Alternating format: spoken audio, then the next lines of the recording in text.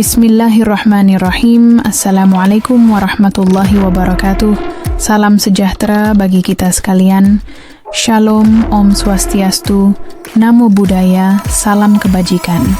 Halo teman-teman semua, terima kasih telah mampir di channel Cerita Nashwa. Kamu akan dibawa menyusuri kisah-kisah seru, misterius, dan penuh makna. Kalau kamu suka cerita yang bikin penasaran dan hati bergetar, jangan lupa klik tombol subscribe.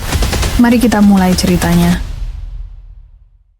Suara itu datang lagi, tepat pukul 3 pagi. Tangisnya lirih, seperti anak kecil yang tak tahu harus kemana, tapi bukan tangis biasa. Suaranya menggema dari dalam dinding kamar, seakan dinding itu bukanlah bata dan semen, melainkan rongga yang hidup dan menyimpan rahasia. Aku berdiri di tengah kamar, tubuhku menggigil. Meski kompor pemanas masih menyala, lampu terus berkedip sejak tadi, seolah tidak kuat menahan energi yang memenuhi udara malam ini. Dinding di sebelah kiri mulai merembes darah. Darah itu menetes pelan-pelan, membentuk jejak menurun hingga ke lantai kayu. Aku ingin lari, tapi kakiku seperti menancap di tanah. Dari balik dinding, suara geraman parau menyusul tangisan tadi. Lalu terdengar suara berbisik, tapi begitu dekat, seolah langsung di belakang telingaku. Warisan ini milikku, kembalikan atau mati bersamanya. Seketika, seluruh jendela tertutup sendiri. Angin berputar di dalam rumah, rak buku ambruk, sermon pickup, dan di sana di cermin yang retak itu aku melihatnya. Wajah seorang pria penuh luka, mata merah seperti bara, tersenyum kepadaku. Di belakangnya, seorang wanita berambut panjang menjerit bisu, tangannya berdarah, menunjuk tepat ke arahku, menjerit. Tapi suara itu tidak keluar, seperti tenggorokanku dicekik oleh rasa takut itu sendiri. Saat aku memalingkan wajah, tidak ada siapa-siapa di belakangku. Namun ketika aku menunduk, tanah di bawah kakiku, lantai kayu ruang tamu mulai retak dan membuka perlahan, seolah ada sesuatu atau seseorang yang ingin keluar dari dalam sana. Tanganku gemetar saat aku mengambil jurnal tua dari lantai. Halaman terakhir kini penuh coretan darah. Kami tidak pernah pergi. Rumah ini tidak pernah melupakan darah yang tertumpah. Dan untuk pertama kalinya, aku sadar, rumah ini bukan kutukan biasa. Rumah ini hidup, dan aku telah membangunkannya. Namaku Rina. Usiaku 27 tahun. Aku bukan orang yang mudah percaya dengan hal-hal gaib. Seumur hidup, aku selalu mencoba menjelaskan segala sesuatu dengan logika. Tapi, keputusanku datang ke rumah itu mengubah segalanya. Kisah ini bukan sesuatu yang mudah untuk aku ceritakan. Bahkan, hingga kini pun, aku masih bertanya-tanya. Apakah aku benar-benar selamat, atau justru aku telah menjadi bagian dari rumah itu? Semuanya bermula ketika aku menerima surat dari seorang notaris, menyatakan bahwa aku mendapatkan warisan sebuah rumah tua dari paman jauhku seseorang, yang bahkan aku tidak ingat pernah bertemu. Rumah itu berada di sebuah desa terpencil di lereng bukit, sekitar 5 jam perjalanan dari kota, namanya Desa Giripati. Dan jujur saja, aku bahkan tidak tahu tempat seperti itu masih ada di zaman sekarang, tanpa sinyal, tanpa internet, dan nyaris tanpa penduduk muda. Aku awalnya mengabaikan surat, warisan, dari siapa? Tapi seiring waktu, masalah keuangan mulai menekanku. Aku kehilangan pekerjaan, kontrakan menunggak, dan semua simpanan nyaris habis. Ketika aku mulai memikirkan tempat untuk berteduh, rumah itu mendadak seperti jawaban semesta. Aku pun akhirnya memutuskan pergi dengan satu koper pakaian dan rasa penasaran. Perjalanan ke sana melelahkan. Jalanannya sempit dan berkelok dengan kabut yang turun meski belum sore. Mobil yang aku sewa bahkan mogok beberapa kali karena jalan tanah yang licin. Saat tiba di depan rumah itu, aku hanya bisa diam. Rumahnya besar, berarsitektur kolonial, dengan cat putih yang sudah mengelupas dan jendela tinggi yang mengintip seperti mata tua. Halaman depannya penuh semak liar, dan gerbang besi sudah berkarat seperti belum disentuh manusia selama bertahun-tahun. Tapi anehnya, kunci rumah bekerja dengan mudah, tidak ada debu di dalam. tidak ada sarang laba-laba. Seolah rumah itu tahu aku akan datang dan telah menyiapkan dirinya. Malam pertama aku tidur di kamar atas. Ada rasa tak nyaman yang sulit dijelaskan. Bukan karena suara-suara atau bayangan belum saat itu, tapi udara di sana terasa berat. Bukan dingin, tapi ditekan oleh sesuatu yang tak terlihat. Aku pikir aku hanya lelah, tapi saat aku membuka koperku malam itu, ada satu benda yang aku tahu tidak pernah aku bawa. Sebuah foto lama, kusam, sobek di sudut. Di dalamnya ada 3 orang, seorang pria tua, seorang wanita muda, dan seorang pria dengan tatapan kosong. Dan yang paling membuatku merinding, wanita muda di dalam foto itu sangat mirip denganku. Aku belum tahu apa yang menungguku, tapi malam itu aku sadar aku tidak hanya mewarisi sebuah rumah. Aku mewarisi sesuatu yang lebih dari itu, sesuatu yang hidup dan menungguku untuk kembali. Rumah itu berdiri sendiri, jauh dari rumah warga, di ujung sebuah bukit yang sunyinya tidak biasa. Di sana, tidak ada sinyal telepon, tidak ada suara kendaraan, hanya desir angin dan suara ranting patah yang terdengar seperti bisikan. Halaman rumah luas, tapi tak terurus. Rumput liar tumbuh setinggi lutut. Pohon-pohon besar mengelilingi bangunan, seolah membentuk pagar hidup yang melindungi, atau mungkin menyembunyikan sesuatu. Aku bahkan sempat berpikir, rumah ini seperti dikurung oleh alam itu sendiri. Rumahnya bergaya kolonial kuno 2 lantai, jendela-jendela tinggi dengan kaca patri yang sebagian sudah pecah. Cat putih pada dinding luar sudah pudar, memperlihatkan warna abu-abu yang lembab, dipenuhi bekas lumut dan retakan. Saat aku berjalan mendekat pertama kali, langkahku terasa berat, seperti tanah itu enggan menerima kehadiranku. Udaranya dingin, bukan dingin biasa, seperti di pegunungan. Ini seperti dingin yang menyelinap masuk ke tulang, dingin yang menempel. Meskipun aku sudah mengenakan jaket tebal, terdapat beranda depan yang lebar, lengkap dengan bangku kayu panjang yang sudah lapuk. Daun-daun kering berserakan di sana, namun tak ada satupun yang bergerak, padahal angin berhembus. Anehnya, seperti udara tak mau menyentuh rumah itu. Saat aku membuka pintu depan, pintu kayu besar dengan ukiran yang nyaris aus, aku bisa mencium aroma lama yang khas. Bukan bau debu atau rayap, tapi aroma campuran antara bunga melati kering dan sesuatu yang lebih tajam, seperti bau darah lama yang sudah menyerap ke dalam dinding. Ruang tamunya luas dengan lengket-lengket tinggi. Perabotan masih utuh, kursi antik, meja marmer, lemari hias penuh porselen tua. Semuanya tampak bersih, namun tertutup tipis debu halus. Seperti rumah ini tidak pernah digunakan, tapi juga tidak pernah banner-banner ditinggalkan. Dinding-dindingnya dihiasi lukisan-lukisan keluarga, sebagian besar dalam bingkai emas tua yang berkerat. Beberapa lukisan menggambarkan wajah-wajah yang tampak tidak asing, padahal aku belum pernah melihat mereka sebelumnya.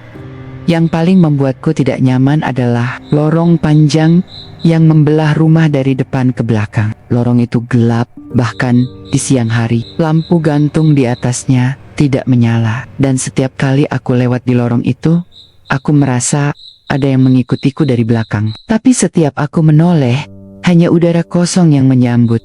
Kamar tempat aku tidur berada di lantai 2. Dari jendela kamarku, aku bisa melihat sebagian besar halaman belakang. Di sana ada pohon tua besar, berdiri sendiri. Daunnya hampir hitam, batangnya bengkok, seperti tubuh tua yang menderita. Aku belum tahu kenapa, tapi setiap kali aku menatap pohon itu terlalu lama, dadaku terasa sesak. Seolah pohon itu memancarkan kenangan buruk yang menempel di udara sekitar rumah. Rumah ini terasa seperti makhluk hidup.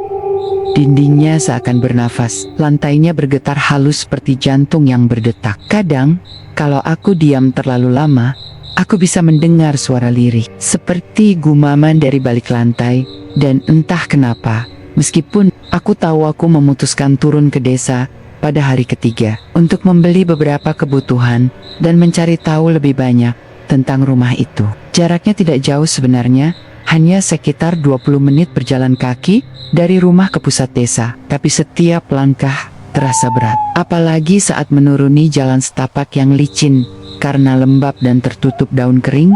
Desa Giripati tampak seperti terjebak di masa lalu. Rumah-rumahnya sederhana, berdinding kayu, beratap seng berkarat. Tidak ada minimarket, tidak ada motor berseliweran, hanya ada warung kecil di sudut jalan, dan beberapa orang tua duduk di balai bambu sambil memintal tali.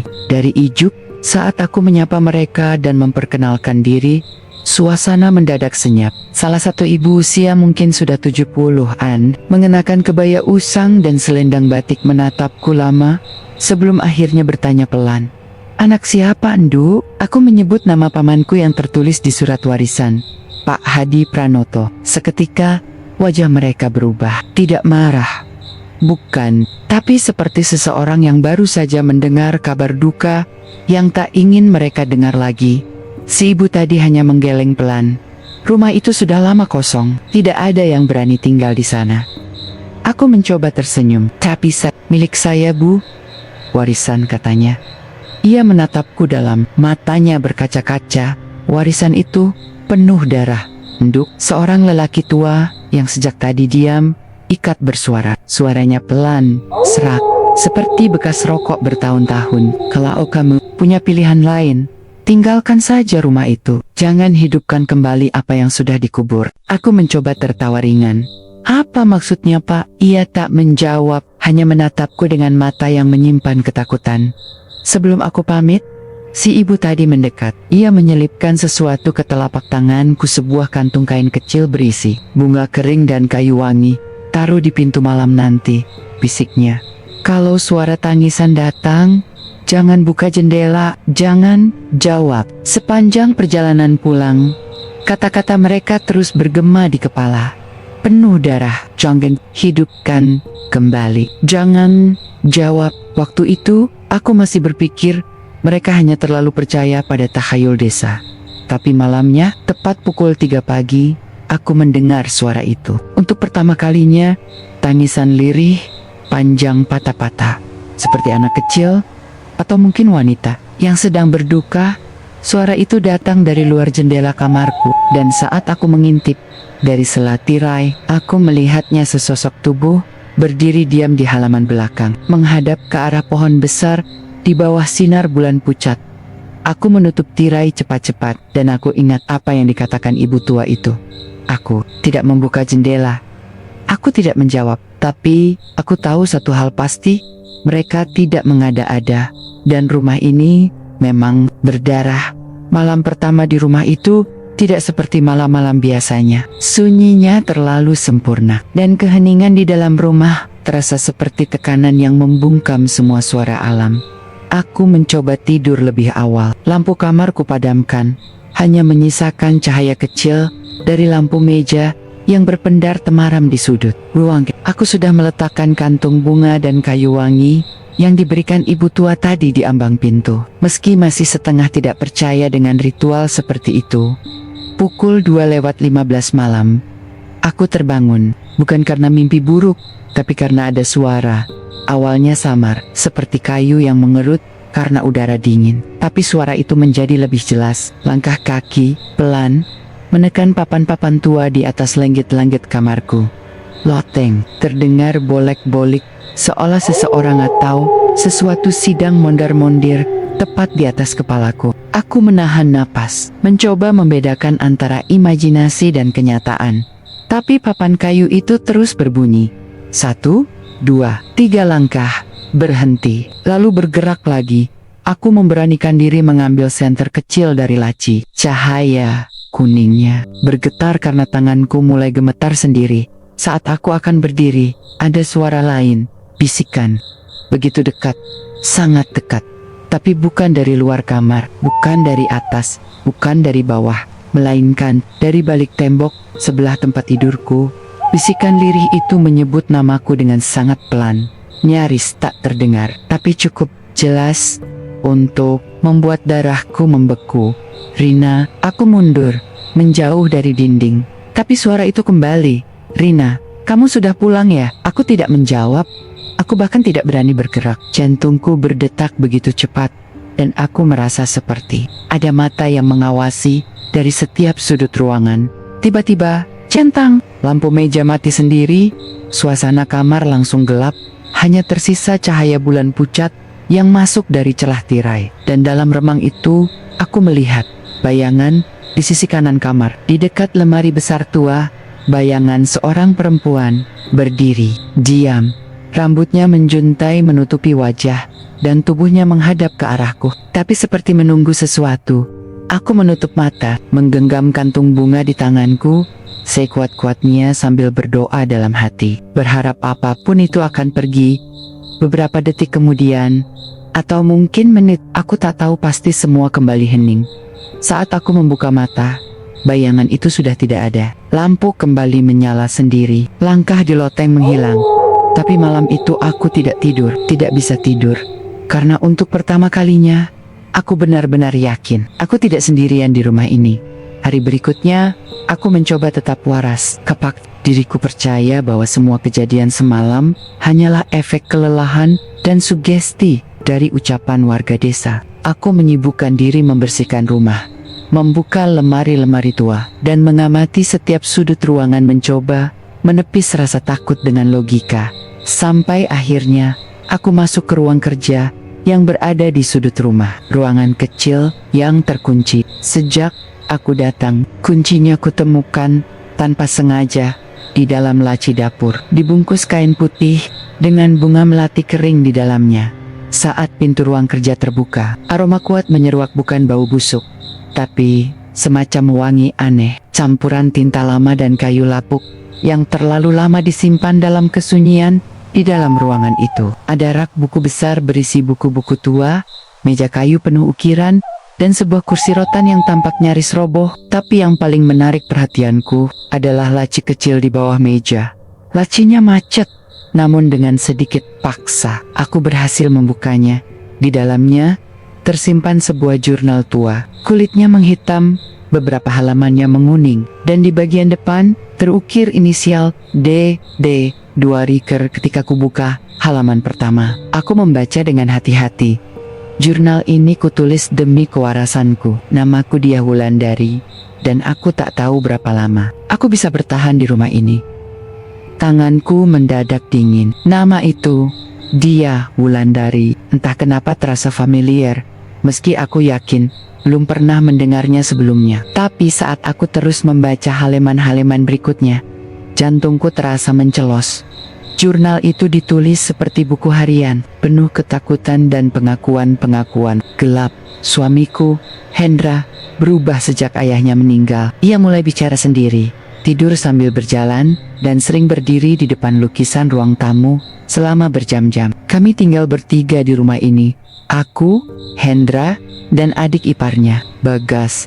Tapi sejak hari itu, hanya aku yang masih bisa bicara waras. Hendra mulai bicara soal hak waris, tentang darah, tentang roh ayahnya yang belum tenang karena harta belum dibagi.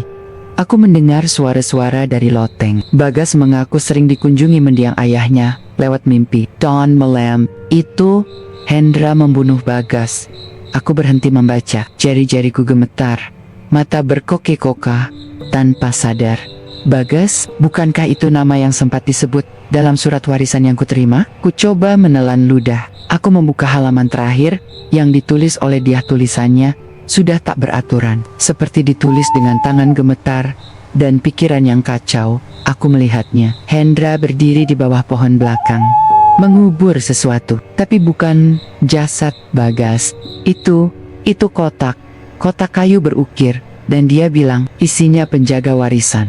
Rumah ini tidak mau kami pergi, dan aku tahu, jika aku mati, aku akan tetap tinggal di sini. Halaman terakhir basah, seperti pernah terkena air, mata, atau darah. Aku menutup jurnal itu perlahan, menatap sekeliling ruang kerja yang tiba-tiba terasa sempit. Lampu gantung di atas meja berayun sendiri, meski tidak ada angin. Malam itu, aku bermimpi seseorang mengetuk pintu kamarku pelan-pelan. Dan saat kubuka dalam mimpi itu, seorang wanita mengenakan kebaya lusuh berdiri di sana. Ia menatapku dengan wajah pucat, mata sendu, dan berkata, "Selesaikan apa yang belum sempat kutulis." Aku kembali membuka jurnal dia. Keesokan paginya, setelah hampir semalaman tidak bisa tidur, tanganku sempat ragu karena aku tahu Semakin dalam aku membaca, semakin jauh aku akan masuk ke dalam sejarah kelam rumah ini. Tapi rasa ingin tahu mengalahkan ketakutan. Di pertengahan jurnal, dia mulai mengisahkan kejadian sebelum rumah ini benar-benar menjadi berdarah. Tulisannya saat itu masih rapi, jelas, dan emosional. Seolah ia ingin seseorang, entah siapa, tahu kebenaran yang sebenarnya. Ayahku, Bapak Arman Wibowo, adalah orang terpandang di desa ini. Kaya raya, disegani, tapi juga keras dan penuh rahasia. Ketika ibu meninggal, kami tahu tidak akan mudah hidup bersamanya. Anak sulungnya, kakakku Hendra, sangat ambisius. Sejak muda, ia merasa paling berhak atas semua yang ayah punya. Aku dan adikku Bagas hanya mencoba bertahan dalam bayang-bayang mereka. Tapi semuanya berubah ketika ayah kami sakit keras. Ia memanggil kami bertiga ke ruang kerjanya dan memperlihatkan surat warisan yang mengejutkan. Warisan itu tidak sepenuhnya jatuh ke tangan Hendra.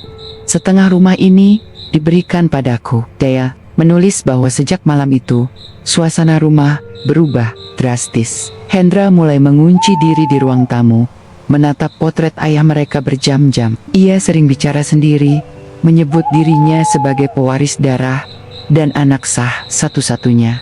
Aku masih ingat malam itu. Ayah kami tewas bukan karena sakitnya, tapi karena dicekik oleh tangan anaknya sendiri. Hendra membunuh ayah kami di kursi tuanya, di depan perapian, lalu menyebar kabar bahwa ayah meninggal karena komplikasi. Semua orang percaya.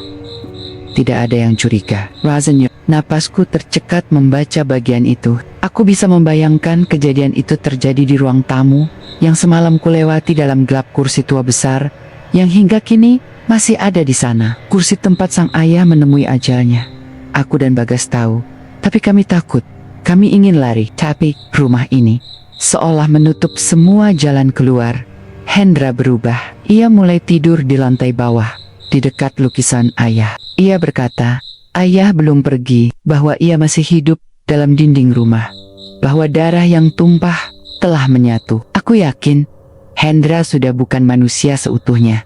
Ia kerasukan sesuatu, atau mungkin sudah menjadi bagian dari rumah ini. Sendiri, dia sempat menulis bahwa Bagas mencoba melaporkan Hendra secara dayam-dayum, tapi keesokan harinya, Bagas menghilang, tidak pernah ditemukan, tidak ada jasad, tidak ada jejak yang tersisa. Hanya ceceran darah di dekat sumur belakang. Tapi tidak ada satupun warga yang berani bertanya. Mereka tahu, rumah ini bukan rumah biasa. Di halaman terakhir bagian itu, dia menulis dengan kalimat yang membuat bulu kuduku meremang.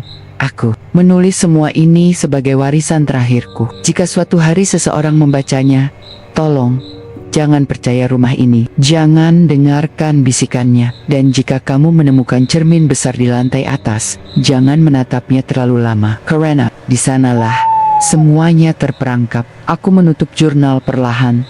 Napasku tercekat. Cermin? Aku belum pernah melihat cermin besar di lantai atas. Tapi entah kenapa, aku yakin aku akan segera menemukannya.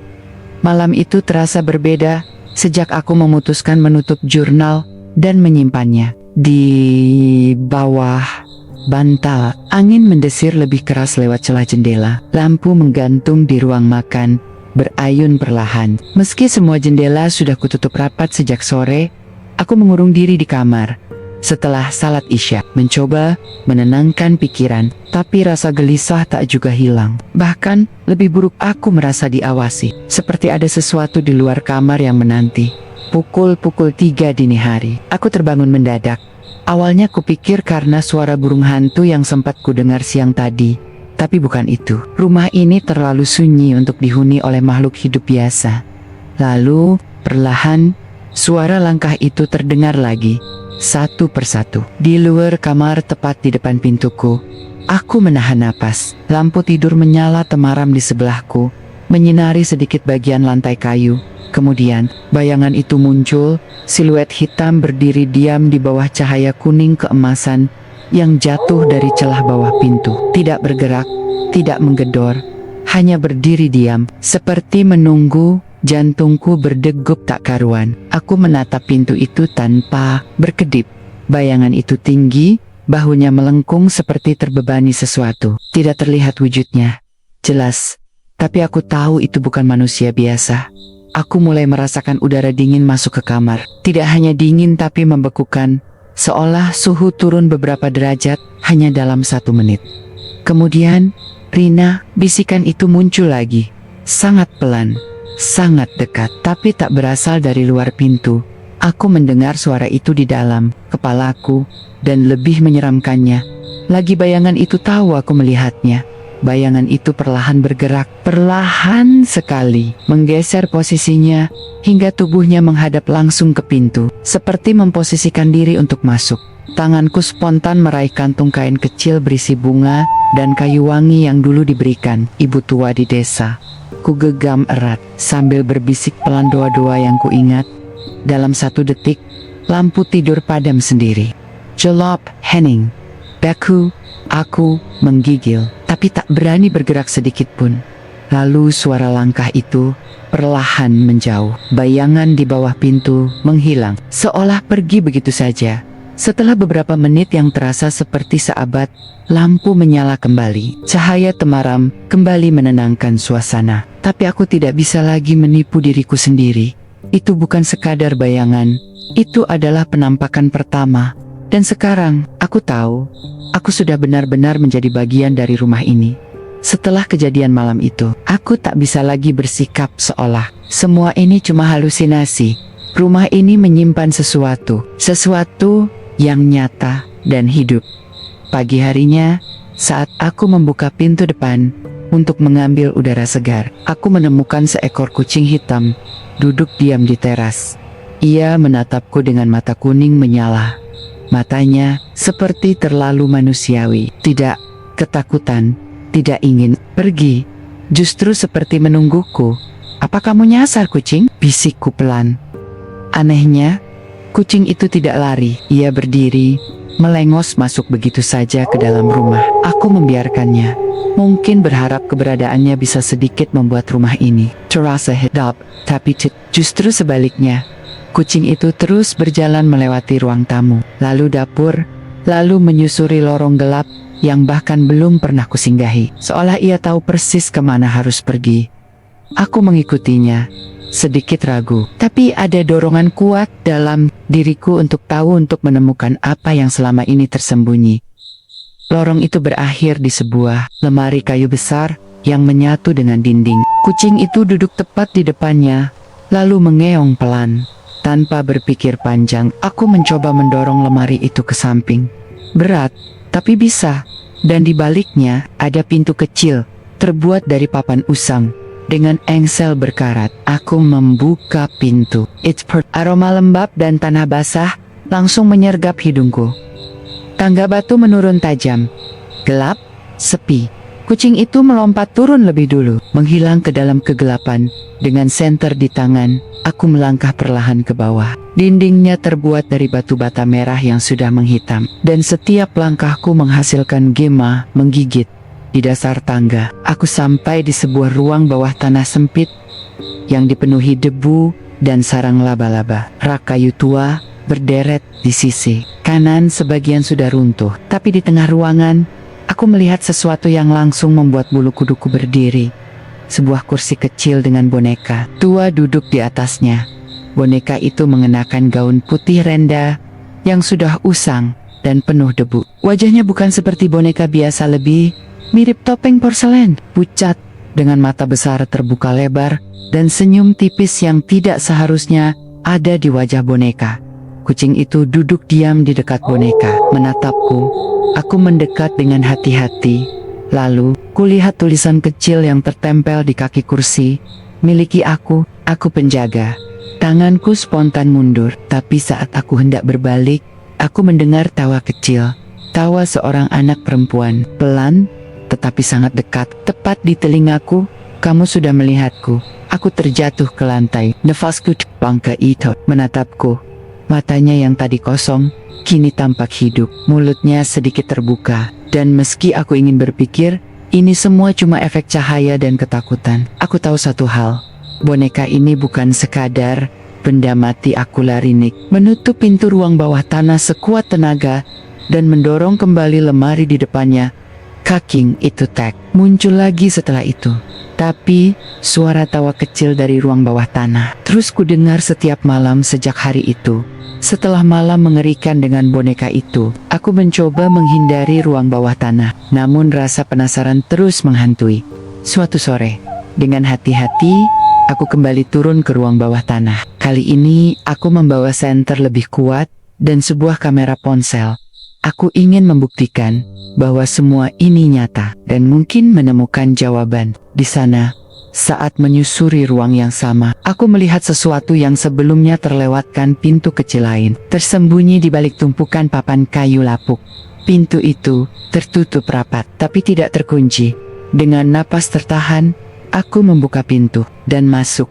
Di dalam, ruangan kecil yang berbau lembab menyambut. Dindingnya penuh dengan simbol aneh yang digambar dengan kapur putih lingkaran, tanda silang, dan bentuk-bentuk seperti tulisan kuno. Di satu sisi dinding, ada deretan foto keluarga tua yang sebagian besar terbakar dan hangus, tapi aku bisa mengenali wajah yang sama berulang kali. Pria tua dengan tatapan dingin mungkin itu Bapak Arman dan 3 sosok lainnya, yang mungkin adalah Anok Kinania. Beberapa foto menunjukkan pertengkaran dengan ekspresi marah dan sedih. Ada juga gambar yang tampak diambil diam-diam, orang-orang yang seperti mengawasi satu sama lain. Di tengah ruangan, ada sebuah meja kecil dengan sebuah kotak kayu berukir yang terlihat familiar dari cerita di jurnal. Tangan gemetar, aku membuka kotak itu perlahan. Di dalamnya, ada beberapa surat, fotokopi dokumen warisan, dan sebuah kalung tua dengan liontin berbentuk kunci. Aku merasakan hawa dingin memenuhi ruangan, seolah-olah ada sesuatu yang mengintai dari balik bayangan. Tiba-tiba, suara desis lirih memenuhi telingaku. Aku berbalik dan melihat bayangan samar berdiri di pintu. Bayangan itu menghilang begitu aku menyalakan senter lebih terang. Aku menyadari satu hal, rumah ini menyimpan rahasia yang lebih dalam dan lebih gelap daripada yang pernah kukira. Aku harus mencari tahu apa arti simbol-simbol itu dan kemana kunci itu akan membawaku. Setelah menemukan ruang rahasia dan kotak dengan liontin kunci, malam berubah menjadi mimpi buruk yang tak berujung. Setiap malam, tepat saat jam menunjukkan pukul 3 pagi, aku terbangun dalam keringat dingin, seolah baru saja melewati neraka. Mimpiku selalu sama, tapi dengan detail yang berbeda-beda. Aku melihat sebuah ruangan besar, ruang tamu rumah tua ini. Lampu redup, dinding berderet lukisan wajah-wajah yang tampak marah dan sedih. Di tengah ruangan itu, seorang pria tua tergeletak dengan darah mengalir deras dari lehernya. Tangan pria itu sudah dingin, matanya menatap kosong ke langit-langit. Di sudut ruangan, 3 sosok berdiri, saling berhadapan. Aku tahu mereka adalah anak Kenania yang sulung. Wajahnya penuh amarah, menggenggam pisau yang berlumuran darah. Yang kedua, wanita muda yang menjerit histeris, menahan napas dan air matanya bercampur darah. Yang bungsu, lelaki yang tampak terkejut, namun matanya berkilat dengan dendam membara. Suara jeritan pecah, terdengar gaduh dan penuh kebencian. "Ini semua tentang warisan!" teriak sang sulung dengan suara pecah. "Kenapa harus seperti ini, ayah?" isak wanita muda. "Kalian tak pantas mendapatkannya," bentak lelaki bungsu sambil meraih pisau yang terjatuh. Aku berdiri di tengga-tengga, tak bisa berbuat apa-apa. Semua berputar, darah memercik ke segala arah, dan aroma besi menusuk hidungku. Aku ingin berteriak, tapi suara tertelan dalam kegelapan. Kemudian, suara tangisan bayi menyambung jeritan itu, tangisan yang memekakan telinga, penuh kepedihan dan kehilangan. Saat itu aku sadar ini bukan hanya mimpi. Ini adalah kenangan yang tertinggal dalam dinding rumah ini. Setiap malam aku dibawa kembali ke malam itu. Malam di mana darah pertama kali mengalir dan dendam lahir, dan aku merasa ada sesuatu yang belum selesai. Aku harus menemukan cara untuk mengakhiri siklus ini, atau aku akan terperangkap bersama mereka selamanya. Ini adalah kenangan yang tertinggal dalam dinding rumah ini. Setiap malam, aku dibawa kembali ke malam itu. Malam di mana darah pertama kali mengalir dan dendam lahir. Dan aku merasa ada sesuatu yang belum selesai. Aku harus menemukan cara untuk mengakhiri siklus ini, atau aku akan terperangkap bersama mereka selamanya.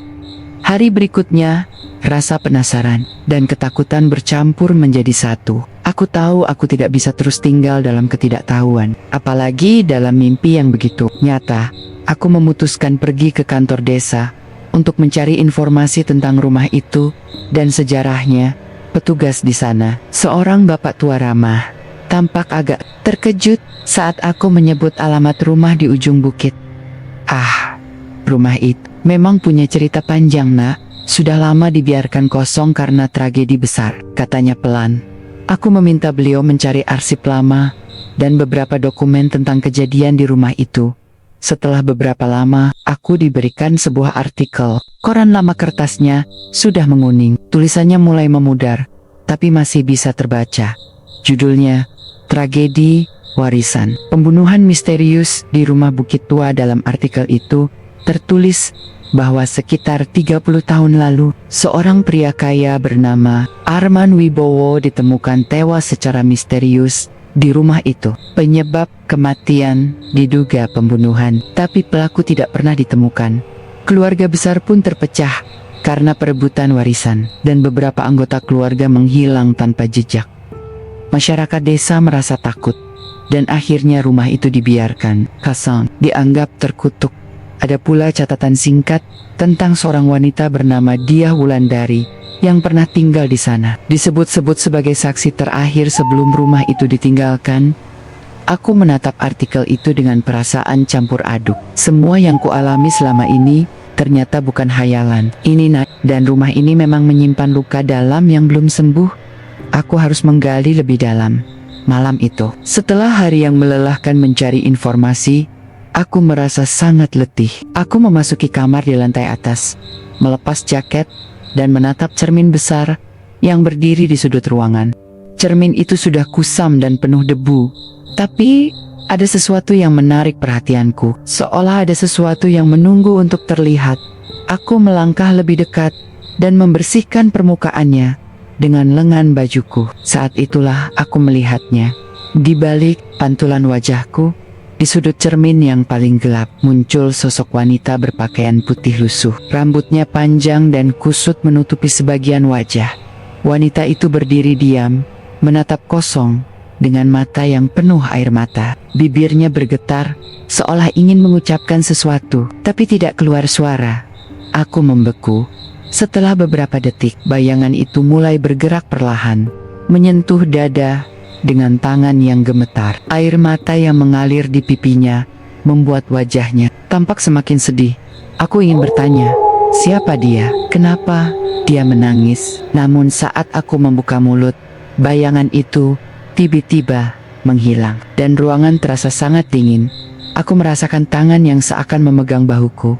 Jantungku berdebar kencang. Aku menoleh ke belakang, tapi tidak ada siapa-siapa.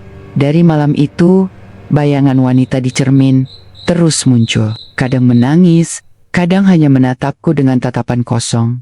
Aku yakin wanita itu adalah dia, atau mungkin ibunya yang masih terperangkap di rumah ini. Dan aku tahu dia mencoba menyampaikan sesuatu yang penting. Malam itu aku merasa lelah, luar biasa. Setelah berhari-hari menelusuri rahasia rumah dan mimpi buruk yang menghantui, aku berharap bisa mendapatkan tidur yang nyenyak. Tapi kenyataannya sangat berbeda. Aku terbangun di tengah malam. Tubuhku terasa aneh, tanganku dingin dan penuh tanah. Kuku-kukuku tergores dengan luka-luka kecil yang belum sempat sembuh. Aku bingung, bahkan tidak ingat apa yang terjadi sebelum aku terbangun. Saat aku melihat ke cermin kecil di kamar mandi, aku melihat bekas cakaran di tangan dan lengan bawahku. Tapi aku sama sekali tak mengingat kapan atau bagaimana itu terjadi. Jantungku berdebar kencang. Aku mulai merasakan sesuatu yang tidak biasa dalam diriku. Ada kekuatan gelap yang seolah merayap masuk, menguasai pikiranku dan tubuhku. Malam itu, aku merasa seolah ada dua jiwa dalam diriku. Satu adalah aku yang ingin lepas dari teror rumah ini. Yang lain, suara-suara dalam kepala yang berbisik dengan nada dingin dan menakutkan. Aku mencoba melawan, berdoa sekeras mungkin. Tapi rasanya semakin sulit. Aku sadar, aku mungkin sedang dirasuki.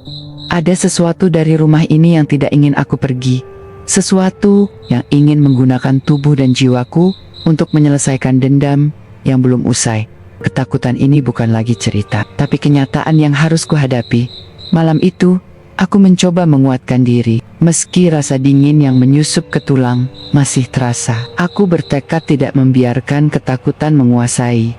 Tapi rumah ini sepertinya punya rencana lain. Saat aku melewati dapur untuk mengambil air, tiba-tiba lampu gantung di atas meja berayun keras, mengeluarkan bunyi gemeretak yang membuat bulu kuduku berdiri. Panci dan alat masak di rak mulai bergeser, jatuh berderet satu persatu, menimbulkan suara dentuman yang menggema di seluruh rumah. Aku terpaku di tempat, menatap ke arah bunyi itu dengan mata melebar. Lalu terdengar suara tawa kecil yang menusuk telinga, diiringi tangisan seorang anak perempuan. Suara-suara itu menyatu, menciptakan melodi menyeramkan yang memenuhi ruangan. Udara menjadi sangat dingin, hingga napasku berubah menjadi kabut kecil di depan wajah. Aku menggigil dan berdoa, mencoba mengusir bayangan-bayangan gelap yang terasa semakin nyata. Aku menangkap bayangan samar sosok wanita dan dua anak kecil berdiri di pojok dapur. Mereka menatapku dengan mata kosong, wajahnya penuh kesedihan dan amarah yang dalam. Aku tidak tahu, apakah aku sedang melihat roh keluarga itu, atau hanya pikiranku yang sudah terlalu lelah. Namun yang pasti, mereka ada di sini, di rumah ini, dan aku harus bertahan. Semua petunjuk yang kutemukan mulai membentuk gambaran yang mengerikan dalam salah satu surat wasiat tersembunyi yang kutemukan di ruang rahasia. Aku membaca nama yang sama dengan nama keluargaku. Aku, Rina, ternyata adalah cucu dari salah satu anak yang terlibat dalam perebutan warisan itu, yang ternyata pelaku pembunuhan ayahnya sendiri. Kata-kata dalam surat itu penuh dengan amarah, penyesalan, dan kutukan. Darah yang tumpah di rumah ini bukan hanya milik mereka yang terbunuh, tapi juga memanggil darah keturunan yang masih hidup, termasuk aku. Aku merasa tubuhku lemas, seolah beban masa lalu yang berat menumpuk di pundakku. Rumah ini bukan sekadar tempat yang angkeria, adalah penjaga dendam dan rahasia keluargaku sendiri, dan aku adalah bagian dari siklus itu. Aku tahu, untuk bisa bebas, aku harus menghadapi masa lalu keluargaku. Namun aku juga takut, apakah aku mampu melawan kutukan yang sudah mengakar begitu dalam. Malam itu, aku tertidur dengan pikiran penuh kegelisahan, tapi mimpi yang datang kali ini berbeda. Aku berada di ruang bawah tanah yang gelap dan lembab itu, tapi kali ini suasananya lebih jelas dan terasa hidup. Di tengah kegelapan, muncul sosok seorang wanita berpakaian putih lusuh. Matanya penuh kesedihan, tapi ada ketegasan yang terpancar darinya. Dia memperkenalkan dirinya sebagai Diah. Dengan suara lembut namun tegas, dia meminta bantuan. Aku dan ayahku, kami terperangkap di sini, dalam ruang bawah tanah yang dikutuk. Tubuh kami tidak pernah dipindahkan dengan layak. Ini menyebabkanku terjebak, tidak bisa tenang, katanya. Dia menjelaskan bahwa jiwa-jiwa mereka terikat pada tempat itu karena luka dan kemarahan yang belum terselesaikan. Dia memohon agar aku membantu memindahkan jasadnya dan ayahnya ke tempat yang layak agar roh mereka bisa beristirahat dengan damai. Aku terdiam, merasakan beratnya tanggung jawab ini. Namun aku tahu, inilah kunci untuk mengakhiri teror yang melanda rumah ini. Jika aku tidak melakukannya, kutukan akan terus berlanjut, dan aku mungkin akan menjadi korban selanjutnya. Aku berjanji pada dia bahwa aku akan melakukan yang terbaik untuk membantu mereka. Keesokan harinya, aku merasa ada dorongan kuat dalam diriku untuk menemukan kebenaran yang selama ini tersembunyi di balik dinding rumah tua ini. Dengan peralatan seadanya, sekop tua dan sarung tangan, aku kembali ke ruang bawah tanah yang penuh misteri. Tanganku gemetar saat mulai menggali tanah lembab di sudut ruangan tersembunyi itu. Di bawah tumpukan debu dan sarang laba-laba, beberapa menit berlalu dan tiba-tiba ujung sekopku menyentuh sesuatu yang keras. Dengan hati-hati, aku membersihkan tanah di sekitar benda itu. Tulang belulang, Terlihat jelas tulang-tulang manusia yang sudah lama terkubur. Di dekatnya, aku menemukan beberapa barang kecil kalung tua, potongan kain, dan kunci liontin yang sama seperti yang kutemukan sebelumnya. Aku merasa napasku tercekat. Ini bukan hanya cerita horor atau mimpi buruk, ini adalah kenyataan yang begitu kelam. Aku berbisik dalam hati. Mereka ingin aku mengungkap semua ini, agar kebenaran bisa terbebaskan. Setelah menemukan tulang belulang itu, aku sadar aku tak bisa menyelesaikan semua ini sendiri. Aku butuh bantuan dari seseorang yang mengerti dunia gaib dan mampu membantu roh-roh yang terperangkap. Dengan hati-hati, aku menghubungi Pak Hadi, pendeta desa yang terkenal bijaksana dan paham soal hal-hal mistis. Pak Hadi datang ke rumah tua itu dengan membawa perlengkapan lengkap untuk ritual penyucian lilin, dupa, air suci, dan kitab doa. Kami memulai ritual di ruang bawah tanah di mana tulang belulang itu ditemukan. Pak Hadi membacakan doa dengan suara berat dan khusyuk, mengusir kegelapan dan kemarahan yang masih melekat di rumah itu. Udara di sekitar kami berubah, terasa lebih ringan dan hangat. Tiba-tiba, suara lirih terdengar di telingaku, suara seorang wanita berterima kasih. Aku tahu, dia dan ayahnya akhirnya bisa beristirahat dengan tenang. Rasa damai mulai merayapi rumah yang selama ini penuh luka. Namun aku juga sadar, perjalanan ini belum sepenuhnya usai. Saat ritual berlangsung, suasana berubah drastis. Udara yang tadinya mulai terasa hangat, tiba-tiba berubah dingin dan pengap. Pak Hadi terus membaca doa, tapi suara-suara aneh mulai muncul, derap langkah kaki, bisikan marah, dan tawa mengejek. Lampu-lampu lilin berkedip tak menentu, bahkan beberapa padam tanpa alasan jelas. Aku merasakan getaran aneh di dalam dada, seolah ada kekuatan yang menolak ritual itu. Tiba-tiba, sebuah suara dalam kepalaku berteriak, "Warisan itu harus dikembalikan. Jangan ganggu kami." Pak Hadi pun menghentikan ritual sejenak, terkejut dengan energi yang begitu kuat dan berbahaya. "Ada sesuatu yang belum selesai," katanya dengan suara serius. "Arwah mereka terikat pada warisan yang belum diselesaikan. Sampai itu kembali pada tempatnya, mereka tak akan pergi." Aku terdiam, menyadari bahwa masalah ini jauh lebih rumit dari yang kubayangkan. Ritual pengusiran saja tak cukup. Aku harus menemukan dan mengembalikan warisan itu. Setelah semua yang terjadi, aku tahu aku tidak bisa terus tinggal di rumah itu. Rumah itu menyimpan luka dan dendam yang terlalu dalam, yang mungkin tak akan pernah sembuh. Aku memutuskan untuk meninggalkan rumah itu untuk selamanya. Dengan hati berat, aku mengemas barang-barang dan meninggalkan tempat yang selama ini menjadi sumber ketakutan dan penderitaanku.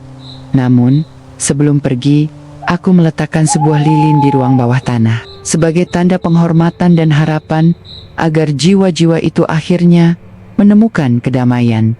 Beberapa minggu setelah pergi, ketika aku mulai mencoba menjalani hidup yang normal, sebuah amplop tebal tiba di alamatku. Aku membukanya dengan rasa penasaran dan ketegangan. Isinya adalah surat wasiat dan dokumen warisan rumah tua itu resmi menjadi milikku. Aku terdiam. Aku tidak pernah meminta atau menginginkan warisan itu. Tapi seolah-olah rumah itu memanggilku kembali.